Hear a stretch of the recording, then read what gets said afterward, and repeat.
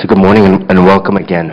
We are going to be in 2 Corinthians chapter 3, verses about 7 through 18 this morning. So if you've got a Bible, go ahead and grab that and open up to that, or hop on your device.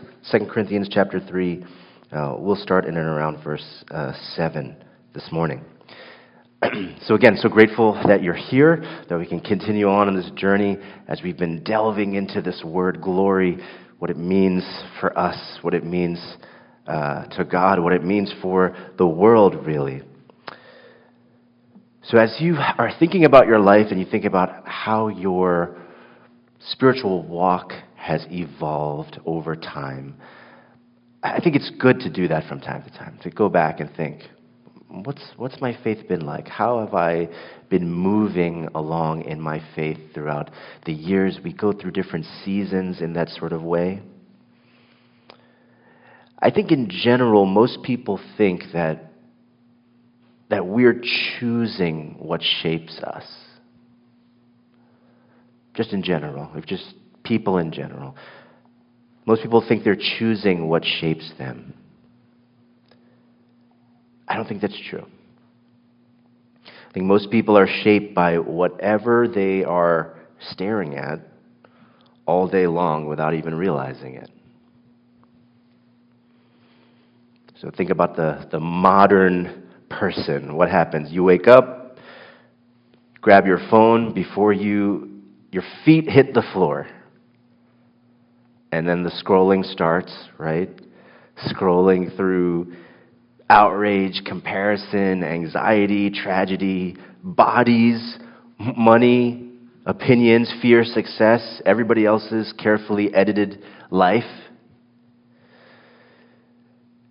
And then we wonder why our souls feel thin, restless, angry, distracted, exhausted, numb, or constantly unsatisfied. The truth is, you will become whatever you behold. That's true whether you're a Christian or not. Spend enough time around bitterness, and eventually you will stop noticing how cynical you have become. Spend enough time around people who mock everything, and then eventually, sincerity starts feeling embarrassing to you. Spend enough time obsessing over yourself, and eventually, every room you walk into becomes a mirror. Human beings absorb whatever it is that we constantly look at. And I think the terrifying part is most of us are changing long before we realize we are changing. That's a little terrifying. I don't know if you've ever had one of those moments where you hear yourself say something. You don't have to raise your hand or anything, but think with me, okay? Where you hear yourself say something and think, when did I become this person? You know, maybe it's the way you talk to your kids in a particular moment. Maybe it's the way you talk to your spouse in a particular moment. Maybe it's the way you immediately assume the worst about somebody. The way your mind now constantly jumps. We make these jumps in our mind to fear, suspicion, lust, anger, envy, irritation, self-protection. Now, nobody wakes up one morning transformed overnight into a different person. Not usually. That's not usually how it happens. Formation is slow. Repetition, attention, habits, vision, what we see. What you consistently look at eventually presses itself into you. And whether we realize it or not, Every single one of us is already being discipled by something. It's not the question of whether you are being discipled. That's not the question. You are already being discipled by something. And that's what makes the passage that Silas was so kind to read for us so important. And this passage we're going to delve into in 2 Corinthians 3, because Paul is answering a question that every Christian eventually asks, whether loud or silently. And what's that question? Why is change so hard? Why is change so hard? Why do we keep falling into the same patterns? Why do we keep confessing the same sins? Why does growth feel so slow? Why can somebody sit in church for 20 years and still be proud, angry, impatient, shallow, anxious, joyless, harsh, addicted, or emotionally cold? How? I think most Christians secretly think that transformation happens through pressure.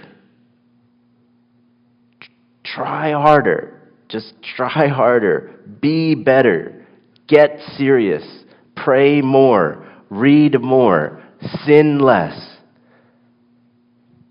And for about 4 days, that's not scientific, right? But for about 4 days, maybe 10 if you're really motivated, it works. Until life hits you hard again. Until stress shows up. Until temptation catches you tired. Until suffering exposes what's actually inside you. Then suddenly we realize that behavior modification and transformation are not the same thing. That's really the world that Paul is stepping into as he's writing to this church in Corinth. The culture in Corinth was one that loved impressive things. Power, presence,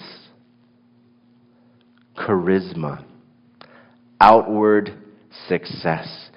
A big issue in the church in Corinth was there were these false teachers that were infiltrating the church at Corinth. And guess what the false teachers looked like? Their teaching was false, but guess what they looked like? They looked strong. They looked polished. They looked triumphant. And then you've got Paul, whose message is true. But Paul looked a little rough. Paul looked weak. Paul looked beaten down. Paul was suffering constantly. He was not impressive physically. He was not flashy rhetorically.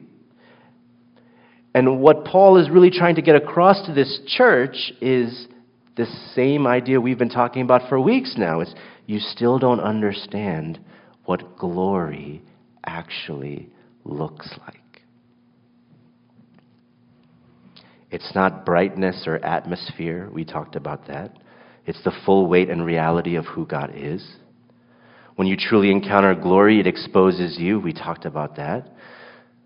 We talked about how glory can be treated lightly and assumed and misused and eventually lost.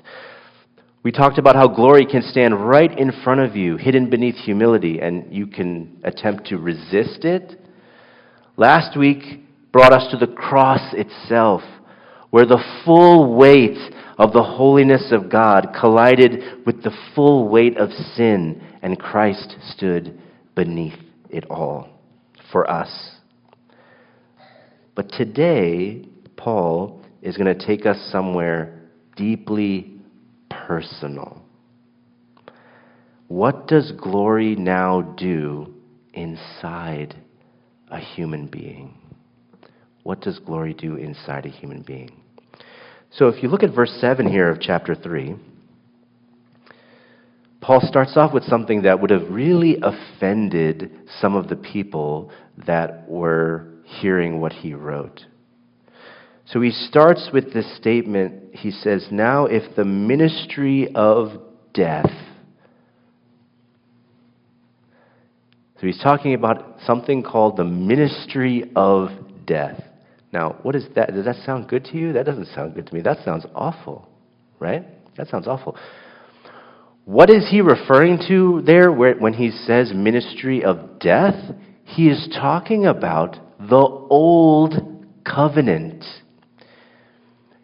In writing to Jewish people who would be hearing this, they understood what the Old Covenant was. The Old Covenant was the law as instituted and given to Moses at Mount Sinai. We spent a little time talking about Moses a few weeks back.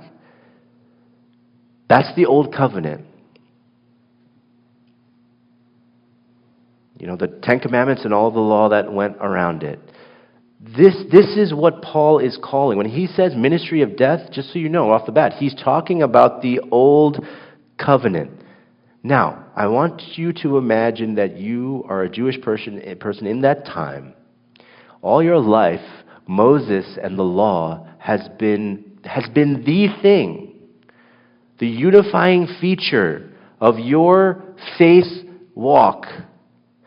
And now Paul is coming and calling this the ministry of death. How might you react to that? Because he's talking about Sinai, he's talking about Moses, he's talking about the law carved into stone, thunder and fire and smoke, and the mountain trembling beneath the holiness of God. There was a glory associated with the old covenant, a real glory, a terrifying glory. And yet Paul is saying that the law, the old covenant, by itself was a ministry of death. Now, we have to kind of understand why he's saying this, okay? He's not saying the old covenant was a ministry of death because the law was evil. No. The law of God is beautiful. So much of Scripture attests to that, about the beauty of the law of God. The law of God was holy. So that's not why he's calling it a ministry of death. You know what the problem is? The problem was us. Because the law was really good at revealing sin. Part of the beauty of the law is that the law can reveal sin, but it could not remove sin. That's the difference. The law of God is beautiful, but by itself, powerless. It could expose guilt, but not heal it. It could command holiness, but it could not create holiness. So the law functions like a mirror. It shows you how filthy you are while having absolutely no power to be able to wash you clean. So that's what he's talking about when he says ministry of death. So we're all clear.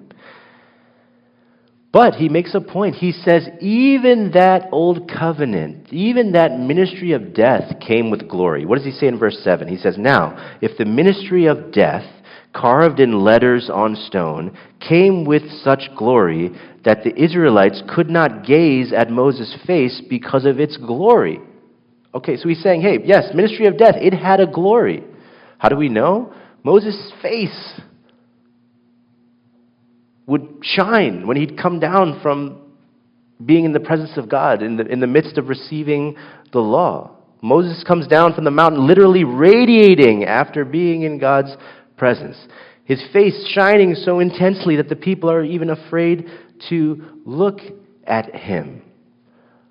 But then Paul says something even more unbelievable. After that, he says, right, and going into verse 8, he says, the Israelites could not gaze at Moses' face because of its glory, which was being brought to an end. Verse 8, will not the ministry of the Spirit have what? Even more glory. Okay, so now we're getting somewhere. If that old covenant had a glory that was associated with it, how much more, how much greater is the glory of the Spirit of God in the new covenant established by Jesus? Okay? So in other words, what happened on Mount Sinai was not the final thing. Moses' face shining is not the climax. For the Jewish people in their faith walk at that time, that was the climax for them. But it's not. That glory associated with that old covenant was temporary. It was fading. That glory was fading. Now, this is fascinating because Moses would wear a veil because of this radiating of this glory. He would wear a veil. Now, most people assume Moses wore the veil because the glory was too bright. Makes sense. Paul says something very different, though. In verse 13 of this passage, he says Moses wore the veil because the glory was fading. This is interesting. Look at verse 13. It says, not like Moses, who would put a veil over his face so that the Israelites might not gaze at the outcome of what was being brought to an end. He was covering it because he didn't want them to see it fading away. So this means that old covenant, temporary. It was temporary. Temporary by design. It could reveal holiness externally, but it could not produce holiness internally. Right? It could command the transformation, but it could not create transformation. Now, but here's the thing. How do Christians actually live? I think this is the part where it gets painfully relatable. Most Christians are trying to change from the outside in. We treat sanctification like self-improvement. So what do? We manage appearances. We get really good at managing appearances. We get good at cleaning up behaviors, right? We try to become more disciplined, more controlled, more moral. But eventually you will hit the wall where you realize information alone cannot change your heart. You can know exactly what you should do and still not want to do it. You can hear sermons for years and still be secretly enslaved to approval and anger and lust and pride and fear and greed and bitterness and self-pity and anxiety and comparison and comfort and control. You can know the truth intellectually while your instincts remain completely untransformed. That's why some people become more religious without becoming more Christ-like. The law, it can restrain behavior externally while the heart stays untouched internally. Now, and Paul says that the problem goes even deeper than that. Because in verse 14, he takes this veil analogy where he's talking about Moses having this veil, and he actually extends this analogy in verse 14. He says, the veil is now over human hearts themselves. There's a veil over the human heart. So not just Moses' face, but human perception itself is damaged. That sin doesn't just make us guilty, that sin makes us blind. So that we misread reality constantly. We stand in front of glory and misunderstand it. We already saw that in this series where Israel assumed God and treated him lightly. We've already seen when Peter, when Jesus is washing his feet, resisted the glory that was hiding inside of humility because it didn't fit his expectations. Last week, we saw how humanity looked at the cross and concluded, well, God must have abandoned Jesus, when in reality God was working through Jesus to reconcile the world back to him through Jesus. Blindness. That's a terrifying thing about blindness. What's the most terrifying thing? When you don't know you're blind.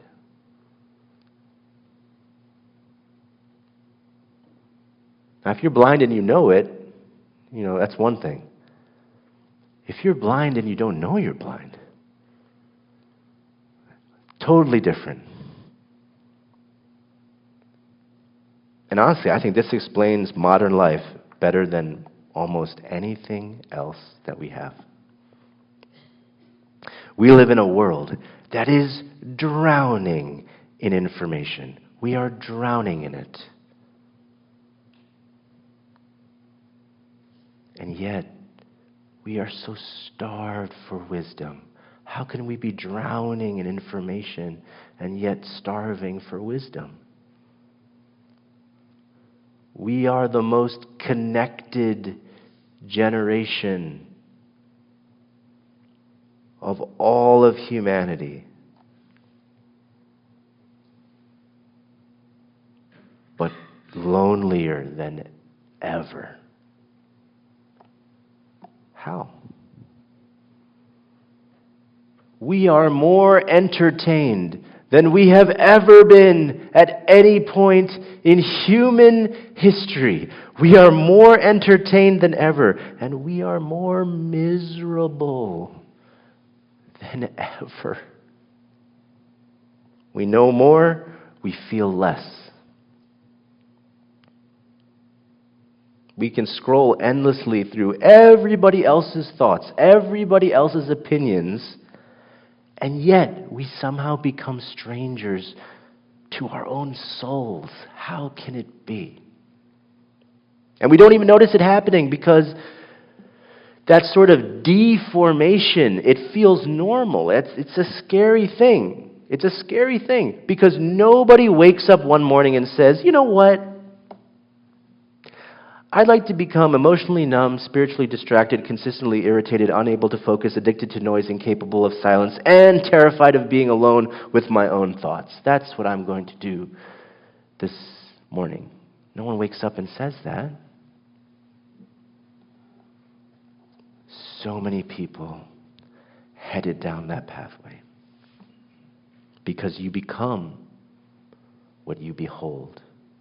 You become what you behold. But Paul then brings a turning point into this whole, when you start a passage off with ministry of death, you better hope something's coming up after that, right? And thanks be to God that there is. Verse 16, he brings the turning point in. He says, but when one turns to the Lord, what happens? The veil is removed. What a beautiful image. That this problem is not a permanent thing, that Christ can remove the veil, that Christ restores sight, that Christ frees us not merely from guilt, but from blindness itself. And then will come verse 18, which is quoted very often, but I don't think we often think about it fully. Verse 18 says, and we all, with unveiled face, beholding the glory of the Lord, are being transformed into the same image from glory to glory. Now, this is one of the most important sentences in the entire New Testament. Why? Paul is telling us how transformation actually happens. And it's not what most Christians think, right? And let's look at what he doesn't say. He doesn't say transformation happens through trying harder. He doesn't say transformation happens through pressure or shame or guilt or fear. He doesn't say transformation happens because Christians get obsessed with self-analysis. How does he say transformation happens? It happens by beholding, looking, gazing. We'll say it every week and we'll keep on saying it. See Christ. See Christ. What is it that you are beholding? Seeing Christ clearly enough that what you behold begins to reshape you. The Greek word, therefore, behold, is actually very, very nuanced and expansive. The Greek word, therefore, behold, actually is very fascinating because it carries the idea of not merely beholding, of not merely looking into a mirror, but also reflecting like a mirror. The word in the Greek is so interesting because that means that as believers behold Christ,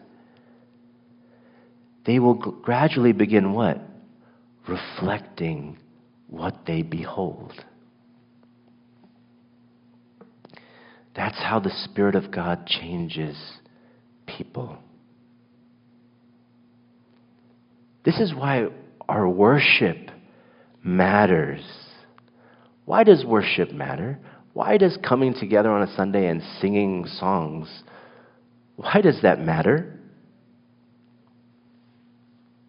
You ever ask yourself that? Why? Why do we do it? Why does it matter? Well, I'll tell you what the reason is. One reason it's not. It's not because God needs your singing. Okay? Whether you are, A-level singer or something else, right? It's not because God needs your singing. It's not because God is insecure and he's, am I really holy? Let me see what the people think. No. Okay? That's not why. Why does worship matter? Worship matters because whatever captures your deepest admiration eventually shapes you. You're only going to sing about something that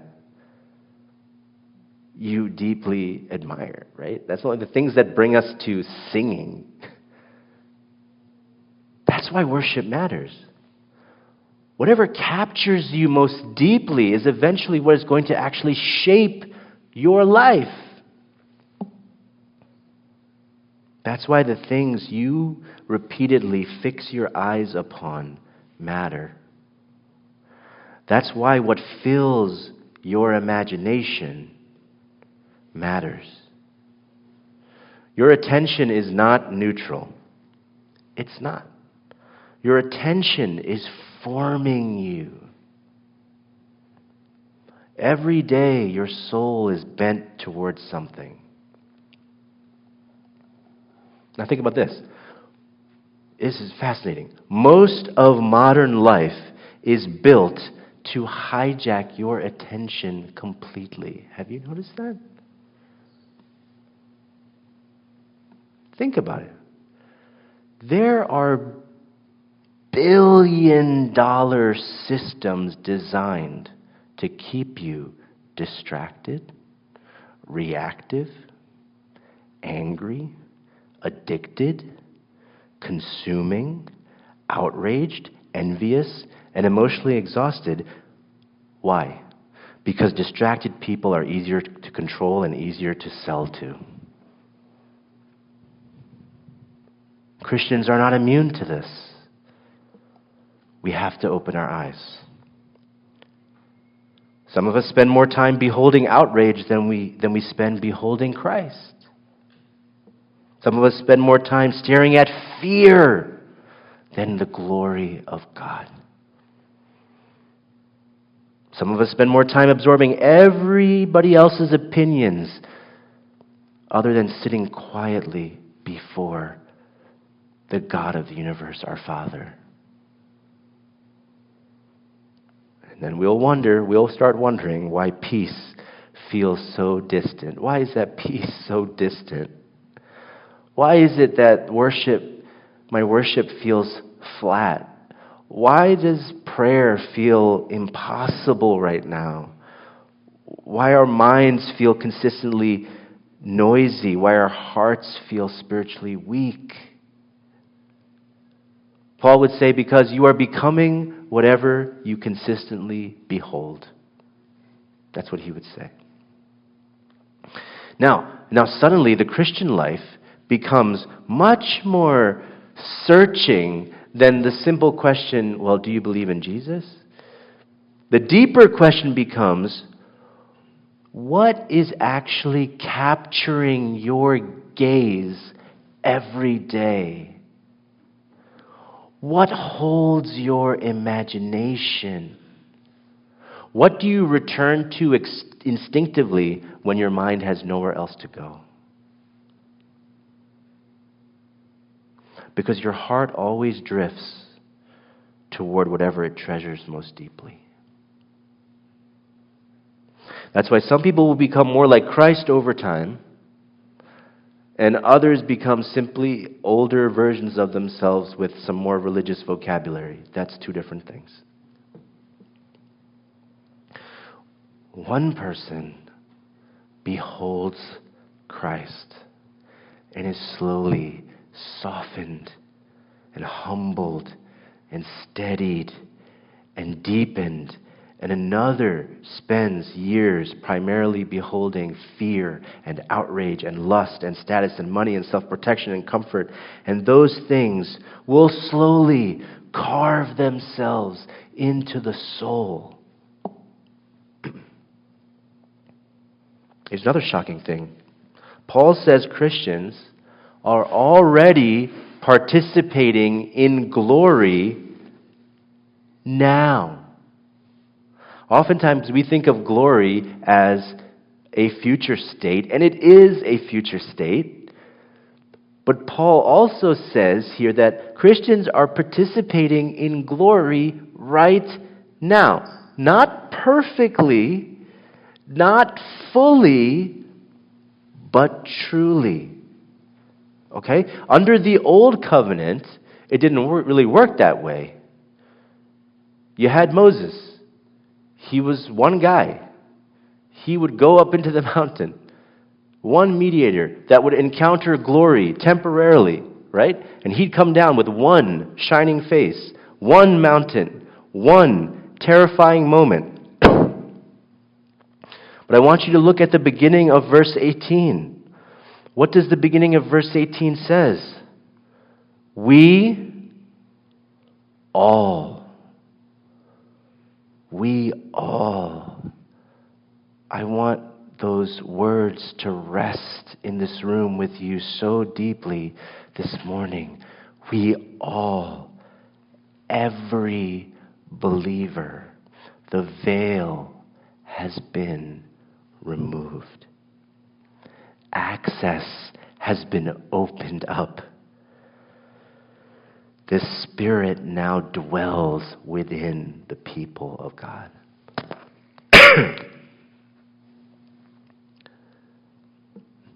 What does this mean? This means Christianity is not about merely, let's survive until we get to heaven. Let's survive until we get to heaven. That's not what Christianity is. It is about becoming increasingly alive to reality right now. Becoming increasingly conformed to Christ right now. becoming increasingly human the way humanity was originally meant to be. And yes, it can be slow.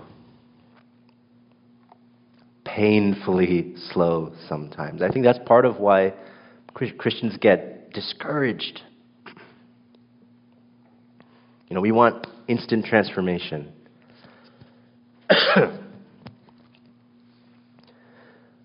But God, how does God work? God usually works progressively, gradually, quietly. You ever notice how it's so hard to see your own growth? It can be hard, but you'll notice failure immediately. You'll notice temptation immediately. You'll notice weakness immediately. Growth often only becomes visible in looking back. Years, maybe sometimes. You realize, I don't quite react the same way anymore. Maybe you recover from anger faster. Maybe you forgive a little quicker. Maybe you're a little less desperate for the approval of people. Maybe you're a little less terrified of suffering. I said a little less terrified of suffering. Maybe you're more patient, more grounded, more honest, more able to sit quietly, more able to endure disappointment without collapsing. All of that's the Spirit of God transforming you from glory to glory. Slowly teaching your soul to bear the weight of reality rightly. And honestly, some of the deepest transformation happens in places that feel the least glorious at times. Weakness, suffering, waiting, disappointment, repeated obedience in ordinary life. That's the part that Paul is trying to teach to the Corinthians over and over again in the letters that he writes to them. God doesn't just reveal his glory through strength. He reveals it through dependence, through endurance, through weakness that clings to Christ instead of collapsing inward. What does this mean? It means some of you are more spiritually formed in the hard season you're trying to escape than you realize. So here's the terrifying and hopeful reality that this passage leaves with us. So terrifying and hopeful. You are becoming something right now. Your soul is not standing still. The only question is, what is shaping you? And Paul says the deepest change happens not merely by staring harder at yourself, but by beholding Christ.